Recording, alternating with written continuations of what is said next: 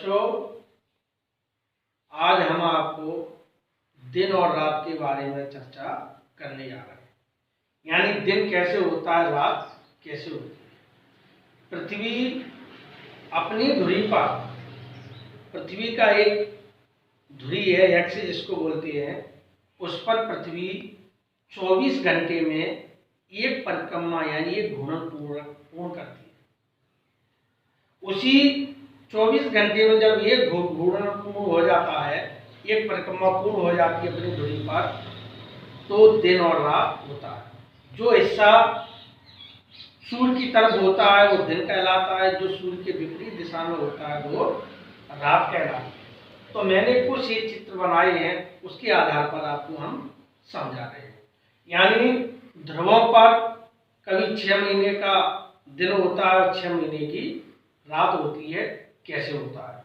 जैसे पृथ्वी के घूर्णन के कारण 21 जून को उत्तरी गोलार्ध में सबसे बड़ा दिन होता है और सबसे छोटी रात होती है। उत्तरी गोलार्ध में 22 दिसंबर को सबसे छोटा दिन होता है और सबसे बड़ी रात होती है।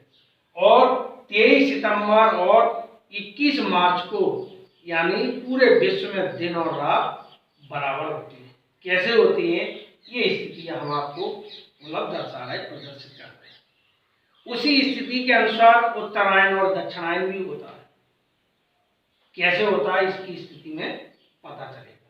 पहली स्थिति हमने ये ली है, यहाँ पर आपको सूर्य दिखाई दे रहा है। यह हमने चित्र बनाया है 23 सितंबर की स्थिति में। यानी ये पृथ्वी का ग्लोब है और पृथ्वी को 2 भागों में बांटा गया है, एन और एस, यानी नॉर्थ पोल और साउथ पोल। यहाँ पर कुछ रेखाएं खींची गई हैं। ये विषुवत रेखा भूमध्य रेखा कहलाती है, कर्क रेखा है, ये मकर रेखा है, ये अंटार्कटिक रेखा है, ये आर्कटिक रेखा है। यानी जब 23 मार्च को सूर्य सीधे भूमध्य रेखा पर होता है, यानी अपनी किरणें सीधी लंबवत भूमध्य रेखा पर प्रदर्शित करता है, यानी 90 डिग्री का कोण बनाता है। यानी सीधे यह लंबवत होता है, यानी प्रकाश का मतलब होता है, प्रकाश वृत्त वह कहलाता है जो पृथ्वी को 2 बराबर हिस्सों में बांटते। जिधर सूर्य का प्रकाश है दिन और जिधर सूर्य का प्रकाश नहीं है वो रात। यानी प्रकाश वर्ष पृथ्वी को 2 भागों में बांटती। चाहे पृथ्वी 23 डिग्री का झुकाव हो, 23.5 का, या 66 डिग्री पर उसके धरातल पर हो, लेकिन वो प्रकाश वृत्त किसी भी हिस्से को 2 बराबर भागों में बांटता है। तो पहले हमने 23 सितंबर की स्थिति में दिखाया है, यानी जो भूमध्य रेखा पर जब सूर्य सीधा होता है, यानी जब लंबवत चमकता है, तो यानी यहाँ दिन और रात बराबर होती है। इधर दिन है और इधर रात है पूरे विश्व में, क्योंकि यहाँ 90 डिग्री पर, यानी 90 डिग्री पर भूमध्य रेखा पर कोण बन रहा है, तो ध्रुवों पर जाकर के 0 डिग्री का यानी सीधा वो काट देती है। और जब कर्क रेखा पर जाएंगे तो 66.5 डिग्री का प्रकाश कोण बनाता है, और आर्कटिक रेखा पर 23.5 डिग्री का कोण बनाता है, और दक्षिणी ध्रुव पर, उत्तरी ध्रुव पर 0 डिग्री का। ये स्थिति दक्षिणी ध्रुव है, ये दक्षिणी गोलार्ध है, ये उत्तरी गोलार्ध। यानी 23 सितंबर को दिन और रात बराबर होता है। उसके बाद जो स्थिति 23 सितंबर के बाद आती है, ये हमने दर्शाया है 22 दिसंबर। यानी सूर्य 23 दिसंबर, एक स्थिति और समझना है, यानी 23 सितंबर और 22 दिसंबर ये सूर्य क्या चल रहा है, दक्षिणी गोलार्ध में चल रहा है। उत्तरायण और दक्षिणायन 2 होते हैं। 21 जून के बाद यानी दक्षिणायन चालू हो जाता है। इसका मतलब ये है सूर्य का जो मुख होता है वो दक्षिण की ओर, दक्षिणी ध्रुव की ओर हो जाता है। तो 21 जून से लेकर के 22 दिसंबर की स्थिति क्या कहलाती है, दक्षिणायन। और 22 दिसंबर से 21 जून की स्थिति क्या कहलाती है, उत्तरायण। यानी 22 दिसंबर के बाद सूर्य का मुख उत्तर की ओर हो जाता है, ये उत्तरायण कहलाता है। तो 23 सितंबर के बाद जब 22 दिसंबर की स्थिति में आती है, पृथ्वी अपनी धुरी पर घूमती है, तब 22 दिसंबर को यानी उत्तरी गोलार्ध है वहां दिन छोटा होता है, रात बड़ी होती है। यानी 22 दिसंबर को सूर्य कहां पर आता है? दक्षिणायन में। 22 दिसंबर को सूर्य मकर रेखा पर सीधा लंबवत होता है। जब सूर्य मकर रेखा पर लंबवत होता है तो उत्तरी गोलार्ध में आर्कटिक जो 66.5 डिग्री का है वहां पर सूर्य का 0 डिग्री का कोण बनता है, और दक्षिणी गोलार्ध अटलांटिक का जो पूर्वी हिस्सा है वहां पर 0 डिग्री का कोण बनाता है। तो यहाँ आप ये देखिए, ये हिस्सा उत्तरी गोलार्ध ही है। उत्तरी गोलार्ध में दिन छोटा और दक्षिणी गोलार्ध हरा।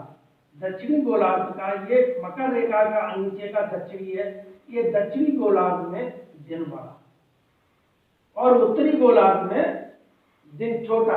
22 दिसंबर की स्थिति में यहां देखिए रात ये रहा, ये रात रही। दक्षिणी उत्तरी गोलार्ध में रात बड़ी होती है और दक्षिणी गोलार्ध में रात छोटी होती है। 22 दिसंबर को दक्षिणी गोलार्ध में दिन बड़ा होता है, रात छोटी होती है। उत्तरी गोलार्ध में दिन छोटा होता है, रात बड़ी होती है। उत्तरी गोलार्ध में ठंड पड़ती है, इसको शीत ऋतु भी बोलते हैं। दक्षिणी गोलार्ध में ग्रीष्म ऋतु होती है। दक्षिणी गोलार्ध में जो देश है वहां गर्मी पड़ती है, उत्तरी गोलार्ध में ठंड पड़ती है। यानी यहाँ झुकाव किधर हो गया? दक्षिणी गोलार्ध में सूर्य का प्रकाश ज्यादा पड़ रहा है, उत्तरी गोलार्ध में कम पड़ रहा है। मकर रेखा पर जब सूर्य होता है सीधा मकर रेखा पर चमकता लंबवत होता है। अब 21 मार्च की स्थिति में आ जाएंगे। 21 मार्च को फिर सूर्य अपना भूमध्य रेखा पर आता है। जब भूमध्य रेखा पर आ गया है तो पृथ्वी के पूरे विश्व में आधे हिस्से में दिन और आधे हिस्से में रात, यानी दिन और रात बराबर होता है 21 मार्च को। 21 मार्च को जब दिन रात बराबर हो जाता है, अपनी यहाँ कौन सी ऋतु आ जाती है? बसंत ऋतु कहलाती है। 21 मार्च को दिन रात, क्योंकि सूर्य सीधा भूमध्य रेखा पर चमकता है और दोनों ध्रुवों पर यानी सूर्य 0 डिग्री का कोण बनाता है। इधर का हिस्सा रात और उधर का हिस्सा सूर्य की तरफ का दिन होता है। 21 मार्च के बाद जब सूर्य अब 22 दिसंबर के बाद उत्तरायण हो गया, उत्तर की ओर मुख कर दिया।